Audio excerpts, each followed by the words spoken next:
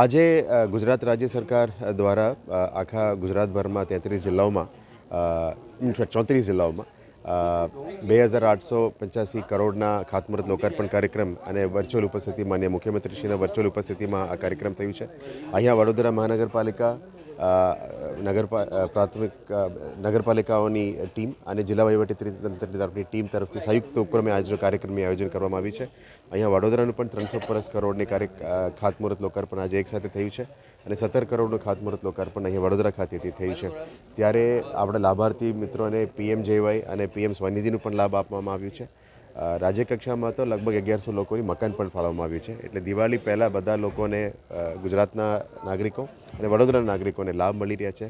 ત્યારે આ તમામને સિટી ગવર્મેન્ટ સાથે એન્ગેજ કરવાનું અને વિકાસ સપ્તાહના ભાગરૂપે તમામને વિકાસની ભેટ આપવાનું માનનીય મુખ્યમંત્રીશ્રી દ્વારા અને એમની ટીમ દ્વારા અને વડોદરા સિટીના ટીમ દ્વારા પણ આજે કાર્યક્રમ સફળપૂર્વક થયું છે.